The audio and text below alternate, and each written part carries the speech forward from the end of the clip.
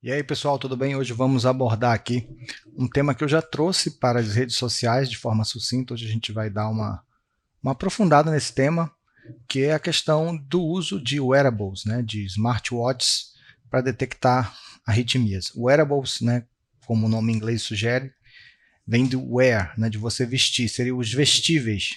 Não é um nome que em português soa muito bem, mas é uma coisa que a gente pode trazer aí para a nossa realidade. Então, hoje em dia, a gente tem muitos modelos de relógios, né? E até mesmo não só relógios, pulseiras, anéis, que se prestam a monitorar algumas variáveis no corpo e a gente pode usar isso para questões de saúde. No nosso caso aqui dessa aula, a gente vai focar especificamente nos relógios, nos smartwatches, para ver se eles realmente têm capacidade de detectar arritmias. Eu vou trocar aqui para minha tela de aula e vamos seguir em frente. E o lance, né, que eu até coloquei lá nas redes sociais é qual é o gancho, qual é o mote, né? Esse negócio serve mesmo para isso? Porque na vida real, o que a gente tem nos nossos pronto-socorros? Tem cada vez mais pacientes chegando ao pronto-socorro e à UTI com alertas no relógio, né? É mensagem no relógio dizendo que detectou arritmia. Às vezes o próprio paciente sente alguma coisa ruim, pede para o relógio fazer análise, o relógio dá o diagnóstico, né, e diz que o cara está tendo uma fibrilação atrial, está tendo uma arritmia, orienta o paciente aí ao pronto-socorro. Eu até citei lá na minha publicação de que, e de fato é verdade, né, pelo menos 3 colegas médicos nos últimos 2 anos tiveram arritmias detectadas por esses relógios e até entraram em contato comigo, diz, olha, está acontecendo isso aqui e tal. Não, vai lá no pronto-socorro, vamos confirmar.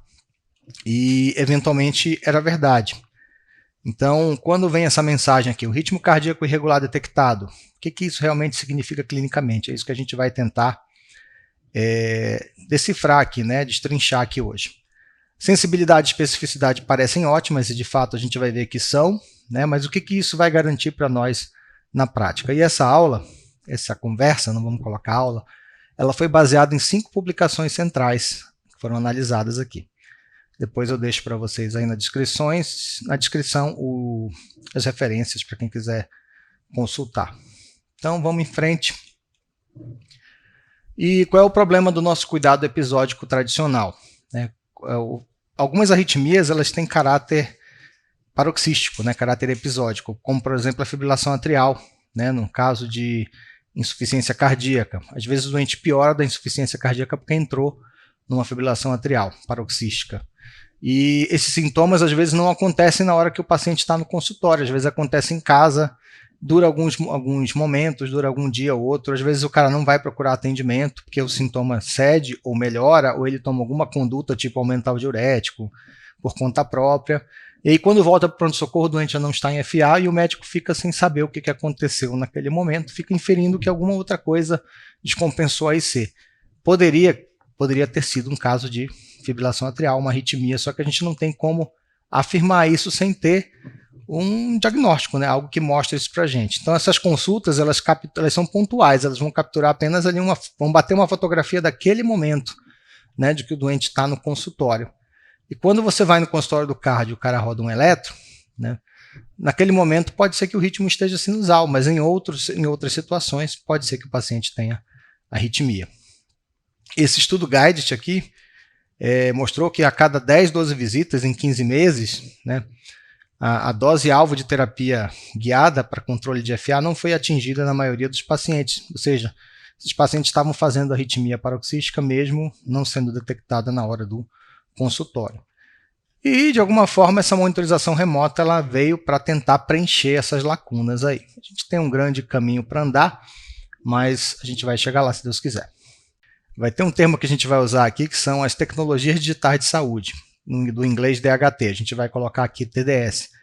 E essas TDS elas têm diferentes características aqui, são para uso ambulatorial. Então, por exemplo, a gente tem a TDS que é não vestível e episódica. Algumas pessoas têm em casa, aqui em casa tem, por exemplo, esfigmomanômetro digital, balança digital, oxímetro de pulso, né? Isso tudo o paciente faz assim, quando ele acha que tem que fazer de maneira episódica e ele pode depois informar isso para o médico. A gente vai ter os TDS vestíveis, contínuos ou semicontínuos. Aqui entra as pulseiras, os relógios, os anéis, os patches, né? Que vão captar dados sem eu ter necessidade de ativação constante. Por exemplo, meu relógio ele fica captando frequência cardíaca o dia inteiro. Se eu quiser, no final do dia, ver qual momento do dia que a minha frequência cardíaca ficou mais alta, eu consigo ver. Então, mas ele não detecta a arritmia de maneira episódica. Eu tenho que iniciar um aplicativo próprio quando eu achar que estou tendo uma arritmia para ele poder detectar. Esses dispositivos eles têm conectividade, que pode ser via Bluetooth, Wi-Fi ou hub de celular. O meu, por exemplo, usa Bluetooth conectado com celular. E que às vezes transmite para uma equipe remota, não é o caso do meu. Né? Você já tem alguns dispositivos próprios para isso que transmitem para a equipe de suporte. Né? Alguns marcapassos, por exemplo, não é o caso desse dispositivo mais comum, fazem essa análise e quando detectam alguma arritmia, transmite para a equipe de arritmologia do paciente e eventualmente essa equipe entra em contato para pedir para o doente tomar alguma conduta. Então, temos um modelo de hub RPM que integra dados com telesaúde, como eu falei, né, e integra isso aí com protocolo de decisão clínica. Aí já é uma coisa aqui mais avançado, para a gente ter um controle melhor. Basicamente, a gente tem dois mecanismos que esses relógios vão usar para detectar arritmias. O primeiro, talvez o mais comum, seja a fotopletismografia. E o que é isso? É a tecnologia que é mais usada, né? Basicamente se assemelha ao mecanismo do oxímetro de pulso que a gente tem lá nas UTIs ou tem em casa mesmo.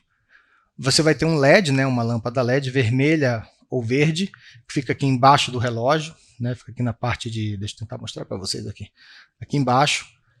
Ele ilumina a pele, né? E um fotodetector vai captar a luz refletida. Como o volume de sangue ali no leito intravascular ele fica variando, né, dependendo do batimento, dependendo do volume sistólico, a quantidade de luz refletida vai alterando a cada batida. O algoritmo do relógio vai analisar essa variabilidade, né, no intervalo ali dos pulsos e detectar se aquilo ali está regular ou não.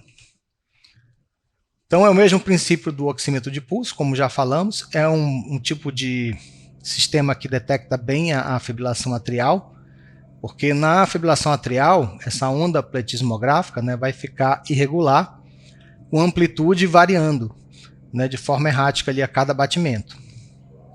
Mesma coisa que acontece lá no dedinho no oxímetro de pulso, só que no oxímetro de pulso ali no dedo, só que agora no pulso do paciente. E é comparar com o oxímetro de pulso é uma coisa legal para quem é profissional da área de saúde, porque a gente já entende bem como funciona. O outro mecanismo são aparelhos que fazem um ECG de derivação única. O meu tem os dois. O meu tem a fotopletismografia e tem o ECG de derivação única. Não estou me exibindo não, só comentando aqui para vocês. Mas quando eu peço para ele detectar arritmia, ele usa esse segundo mecanismo, que é o ECG de derivação única. Vou até tentar colocar para vocês aí a imagem. Vai estar presente em Apple Watch, né, da série 4+, e alguns modelos da Garmin, que é meu caso. O mecanismo aqui é elétrico, não óptico. Basicamente, o que eu tenho aqui no relógio, deixa eu ver se eu mudo aqui a câmera para vocês, fica mais fácil de ver. A base do relógio aqui embaixo, né, a base que a gente tem aqui, não vai dar para ver a luz, ela funciona como um eletrodo no braço direito e a coroa de metal do relógio, essa parte de cima, funciona como um eletrodo no braço esquerdo. Então, quando eu aciono o aplicativo, o próprio pulso aqui vai funcionar como um eletrodo, o punho, né, vai funcionar como um eletrodo, e eu coloco os dedos da outra mão, o indicador e o polegar, na coroa do relógio. Então, ele vai analisar a corrente que passa de um braço para o outro. Equivale para nós, deixa eu voltar para a tela, a um D1, né, uma derivação D1. E aí eu tenho realmente uma onda de elétron, né, um eletrocardiograma de uma única derivação, que permite avaliar a ausência de onda P e regularidade do RR. E aí o algoritmo do celular, do relógio, faz essa leitura. Nos estudos que usam essa tecnologia, inclusive, eles colocaram cardiologistas reais para avaliar, reais é ótimo, cardiologistas, né, humanos para avaliar esse traçado, para definir como um padrão ouro, para definir também questão de sensibilidade e especificidade do relógio. Aqui a comparação de alguns dispositivos de monitorização ambulatorial de ECG. A gente vai do mais complexo, que são os loopers, né, que podem durar até 30 dias. A gente tem um monitor de longo prazo, de 3 a 15 dias. A gente tem um router que pode durar de 24 a 48 horas. Todos eles são contínuos, né, precisam de prescrição médica. O looper ele tem um sensor de evento, o paciente pode apertar um botão quando ele sente que está tendo a palpitação, a arritmia, e aí o aparelho começa a registrar. Ou está registrando contínuo e diz, olha, aqui o paciente está sinalizando para nós que está tendo alguma coisa aqui. E aí a equipe de saúde depois, quem for laudar, pode checar se naquele momento do sintoma houve correlação com alguma arritmia. E aí a gente chega na ponta, né? Na ponta a gente tem o smartwatch, que é um item de consumo, faz geralmente um eletro de 30 segundos, ou analisa a fotopletismografia, é episódico, ativado pelo paciente, não precisa de prescrição e a venda é livre. Geralmente a pessoa compra isso como um relógio mesmo, um relógio inteligente, às vezes para fazer atividade física, né, para monitorar frequência cardíaca durante atividade física, monitorar também qualidade de sono, enfim, mas é uma coisa que o próprio paciente, o próprio cliente compra sem ter indicação médica.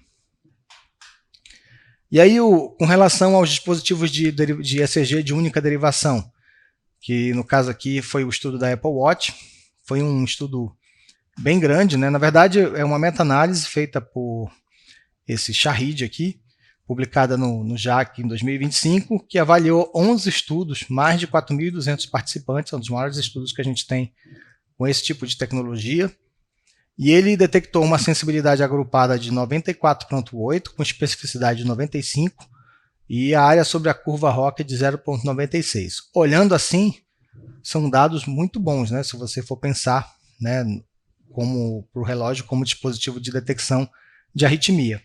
Mas o próprio autor sinaliza que a heterogeneidade é muito alta entre os estudos, né, e que esses achados devem ser interpretados com cautela.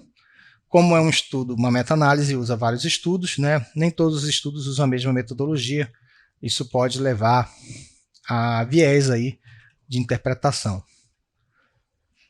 Com relação à fotopletismografia, outra meta-análise aqui pegou 18 mil estudos, aqui mais ainda participantes, né? Quase que 100 vezes mais, 424 mil participantes de múltiplas marcas, encontrou uma sensibilidade agrupada perto de 100%, especificidade agrupada de 95% e um valor preditivo positivo agrupado de 85%. Aqui que vale a gente comentar algo mais na frente, um valor preditivo negativo agrupado de 100%.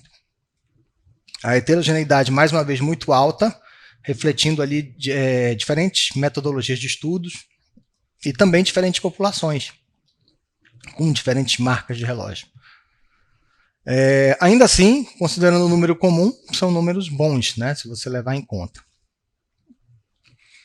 A validação prática aqui foi feita também um estudo usando 200 pacientes, usando fotopletismografia, né, um método lá tipo o oxímetro de pulso, da Garmin, comparando com um router, que seria um padrão ouro, vamos dizer assim. E foi encontrado 97% de sensibilidade, 88% de especificidade, com valor preditivo positivo de 91,6%. As principais causas de erro nesses dispositivos aqui, com relação ao padrão ouro, é a FA com alta resposta ventricular, que aí ela fica com o intervalo RR, né, a distância entre dois QRS muito pouco variável, e a característica da fibrilação atrial é a variabilidade RR, e o flutter com resposta regular. O flutter, se ele tiver caprichosamente uma resposta regular, a fotopletismografia não consegue entender aquilo ali como arritmia, porque não tem variação de frequência, apesar da arritmia estar presente. E a FA de alta resposta pode ter um RR muito pouco variável que o aparelho entende como uma variação da normalidade. E os principais falsos positivos são sempre as extrasístoles atriais e ventriculares frequentes. Aí, no caso, confunde o aparelho, mas não é exatamente uma arritmia mais grave, como, por exemplo, a fibrilação atrial e o flutter. E aí a questão do valor preditivo positivo, que é algo que interessa para a gente. E o que a gente quer dizer com valor preditivo positivo? Daquela quantidade de pessoas que recebem o alerta de arritmia no relógio, quantas dessas realmente têm arritmia? Tá? Então, A sensibilidade e especificidade alta nem sempre vão dizer se o alerta específico é verdadeiro. Quem dá esse dado é o valor preditivo positivo. E o valor preditivo positivo nesses estudos depende da população testada, não é exatamente uma propriedade fixa do teste. Mesmo um bom teste gera muitos falsos positivos quando a prevalência da base populacional é baixa. Então, como os estudos são heterogêneos, por exemplo, a gente vai ver aqui o valor preditivo positivo no Apple Heart, que foi aquele estudo com 420 mil participantes. Teve um valor preditivo positivo de 84%, ou seja, de cada 100 pacientes, cada 100 pessoas, né, que o aparelho detecta uma arritmia, 16 de fato não eram arritmias reais, eram falsos positivos. Mas isso aqui o público desse estudo são pacientes saudáveis, pacientes saudáveis. Então, o valor preditivo positivo ele cai.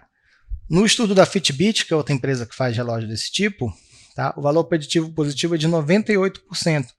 No entanto, o grupo estudado foi um estudo direcionado para pacientes já cardiopatas com, né, em suspeita ou em tratamento de cardiopatia e às vezes até de arritmias já presentes. Ou seja, era um grupo de risco, um grupo de alta prevalência. E aí, obviamente, o valor preditivo positivo aumenta absurdamente. Tá? Mesma tecnologia, valor preditivo positivo muito diferente, conforme a população rastreada. Então, o VPP não é uma propriedade do dispositivo. Depende, né, o valor preditivo positivo depende da qualidade, vamos dizer assim, do tipo de população estudada. Mas ainda assim, 84%, né, considerando aqui população geral, pessoas saudáveis que colocaram um relógio para fins estéticos e de atividade física, ou de só ter o relógio mesmo para monitorar variáveis, né, é um valor interessante quando comparado com o eletrocardiograma ambulatorial, que tem valor preditivo positivo de 32%, 34%, ou seja, depende da arritmia, depende de um alinhamento de astros, né? Quase que um eclipse solar, né? Tem que estar tudo alinhado para a arritmia acontecer, quando a arritmia é do tipo episódica, né, paroxística, acontecer na hora que o doente está no consultório do cardio realizando o eletro. Então, é muito mais fácil que você detecte isso com um dispositivo que está no seu pulso ali, no seu punho o tempo inteiro, né, do que na hora que você vai no cardiologista. Então, ou no consultório, ou fazer um exame. Às vezes, aí vai depender mais de sorte, né, nesse caso. Estou falando de arritmias paroxísticas, né? Não estou falando daquela arritmia que se sustenta, que essa aí você vai detectar a qualquer momento. E por que o algoritmo erra? A gente já comentou isso aqui. Praticamente, quando tem muita extrasístole, né, gera uma irregularidade que não necessariamente é uma arritmia grave. Pós-operatório de cirurgia cardíaca, os pacientes fazem muitas arritmias que não são FA, ataque supra, flutter com frequência variável, taquicardia ventricular, que é regular também. Né? Então, a sensibilidade cai para 41 quando comparado à telemetria, no caso ao monitor lá da UTI. E os traçados nos dispositivos de eletro de única derivação costumam dar, às vezes, inconclusivo por interferência, por alguma coisa externa, né? O aparelho não consegue, o doente mexe muito o braço. O meu faz muito isso, eu tenho que estar totalmente imóvel, né? Se eu mexer um pouquinho o braço, ele já dá inconclusivo. Então, de 2 a 15% dos eletros de derivação única registrados por relógio são dados como inconclusivos, e isso varia um pouquinho de acordo com o fabricante, com a marca. Então, os falsos negativos, né? Aqui eram os falsos positivos, os falsos negativos são dados por aquilo que a gente já comentou, fibrilação atrial com resposta muito rápida e o flutter atrial com resposta regular, já comentamos os dois. Taquicardias atriais focais ou reentrantes, que não, elas são arritmias de frequência regular, né? E às vezes limitações intrínsecas da própria fotopletismografia, que não discrimina arritmias de origem ventricular, nem isquemia miocárdica. A arritmia pode ser ventricular ou supraventricular, a fotopletismografia vai detectar apenas as variações de volume sanguíneo na microcirculação a cada batimento. Então, aqui tem uma questão de um viés de equidade populacional, né? Principalmente relacionada à fotopletismografia. Que a gente sabe que a acurácia da oximetria de pulso ela é reduzida em pessoas de pele mais escura. Então, os sensores ópticos superestimam a saturação real. Esse mesmo viés vai se estender, por princípio, a qualquer sensor baseado por luz, e é o caso da fotopletismografia no smartwatch. Isso é documentado, né, pela FDA, discutido nos artigos aí publicados e declarados como uma fonte de disparidade, né, social em saúde digital, relevante para populações que muitas das vezes já enfrentam barreiras de acesso a cuidado especializado. Aqui a gente tem que tomar o cuidado para que uma tecnologia que promete, né, de certa forma, ampliar o acesso à saúde, pode paradoxalmente aprofundar desigualdades, né, se os vieses de acurácia não forem reconhecidos e corrigidos. Vamos colocar assim, é uma tecnologia legal, mas só funciona melhor para brancos. Né? Basicamente seria esse a lógica. E a ciência talvez tenha que trabalhar em cima de diminuir essa diferença, né, da questão da cor da pele. Lembrando que aqui é basicamente um viés científico, né? Ninguém está falando aqui de racismo, nada do tipo. É uma questão, a cor mais escura da pele impede a passagem da luz, né? Dificulta um pouco mais e aí o aparelho faz uma leitura diferente. Então, os algoritmos têm que ser capazes de detectar, né, isso aí. Então, o que a gente pode fazer quando recebe um alerta do relógio? Né? Um alerta de que você está tendo uma arritmia. Correlacionar aquilo ali com sintomas e contexto clínico. Tá? Basicamente, se você não está sentindo nada, talvez seja interessante nem levar isso muito a sério. Solicitar um eletro de 2 derivações. Né? Se você estiver usando um relógio desse, receber um alarme de você está tendo uma arritmia, né? O ideal é que você vá para um pronto-socorro, para algum lugar onde você consiga realizar um eletro de 2 derivações para confirmar. Se isso não se confirmar com esse eletro, talvez você tenha que colocar um holter, colocar um looper para tentar ver se realmente você tem alguma arritmia do tipo ou não. E seguir nessa investigação. Né? O alerta é só um gatilho, não é um diagnóstico ainda de algo sério. E o que os estudos são quase todos concisos aí, eles são coerentes em concordar, é que você nunca deve iniciar anticoagulação ou antiarrítmico com base apenas no alerta do relógio. Ele vai abrir a investigação, sugerir que está acontecendo alguma coisa, né? Vai ser o eletro de 2 derivações no contexto clínico adequado que vai fechar esse diagnóstico específico. Uma das preocupações que os artigos trazem é a questão do worried well, né? Que é esses wearables gerarem uma ansiedade excessiva em pessoas que já têm tendência a isso. Né? O cara já é um pouco mais hipocondríaco, né? E aí pode gerar uma preocupação somática excessiva, gerar ansiedade patológica em pacientes que às vezes não têm doença real. E isso aí gerar uma sobrecarga do sistema de saúde, né? O aumento de contatos desnecessários, idas ao pronto-socorro que não precisa, exames realizados sem ter necessidade, eventualmente um desgaste na relação médico-paciente, porque pode ser que o aparelho diga que o doente tem alguma coisa e a discrepância do dado do relógio com um exame padrão, né, pode gerar uma desconfiança de parte do paciente, causando desgaste na relação médico-paciente, e uma falsa sensação de segurança, seria o outro lado. Né? O cara não tem alerta nenhum, então estou bem, posso fazer o que eu quiser, que está tudo certo. Se eu tiver alguma coisa errada, o relógio vai detectar. E a gente sabe que tem falsos negativos aí acontecendo também. Então, são as preocupações que a gente tem que levar em conta do uso indiscriminado também desses dispositivos. Então, onde que a tecnologia realmente ajuda hoje? Onde estão as aplicações onde a gente tem evidência? Quando o paciente já tem FA diagnosticada, e aí o relógio serve para que você detecte episódios paroxísticos e eficácia da medicação e uso. Né? Um modelo de hub de monitorização remota, aquilo que eu falei para vocês, de você ter um sistema onde você consiga esses dados do relógio serem automaticamente transferidos para a equipe interpretar se aquilo ali é importante ou não, entrar em contato com o paciente, dizer, olha, aumenta a medicação, tira a medicação, ou vem aqui para a gente confirmar, fazer a triagem oportunística aqui, populações de alto risco, né, seria uma coisa interessante para pacientes usarem. Tá? E, inclusive, a nossa UTI atualmente está fazendo um estudo com relógios em pós-operatório de cirurgia. Tá? Então, em breve a gente vai ter alguns É um estudo bem aberto, por exemplo, né? O relógio ele capta várias diferentes variáveis, né? Frequência cardíaca, temperatura, e o estudo está visando correlacionar essas variáveis, esses sinais vitais com morbimortalidade. Então, mais para frente aí teremos esses dados para passar para vocês também.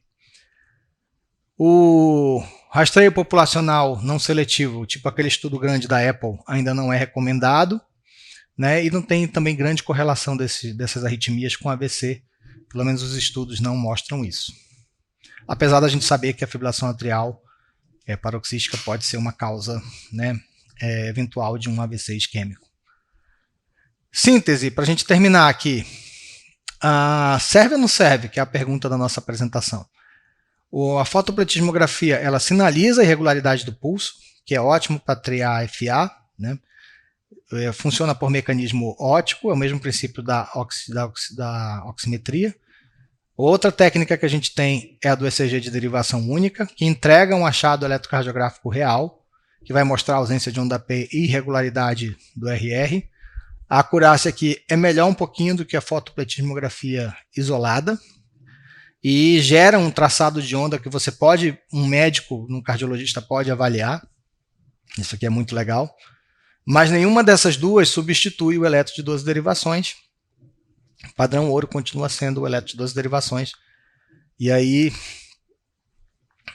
o ideal é que você, quando tem uma arritmia detectada por um desses dois métodos, vá para um pronto-socorro, para que a gente consiga saber se isso aí é real ou não. Ou oriente, né, se você for profissional da área de saúde, oriente esse paciente a ir para um pronto-socorro para realmente fazer um eletro de 12 e saber se aquela arritmia é real. E aí, o dado que importa, como a gente comentou, é o valor preditivo positivo, e a que a gente já sabe é que ele depende da população testada. Se for feito em população, né, de alto risco, vai ter um valor preditivo positivo maior. Se for feito em população geral, né, pacientes saudáveis, provavelmente esse valor preditivo positivo vai ser menor. Serve? Sim, serve, mas como triagem. Basicamente, essa é a mensagem aí dessa aula. Beleza? Qualquer dúvida, deixa aqui nos comentários. Essa aula vai para o YouTube, vai para o ECG Express, meu método aí para ensinar eletrocardiograma. Acho que é uma aula importante para lá. E a gente volta a conversar em breve sobre esse assunto. Qualquer coisa, comenta aí que a gente vai desenvolvendo o assunto e trazendo mais dados para vocês. Beleza? Um grande abraço, até a próxima.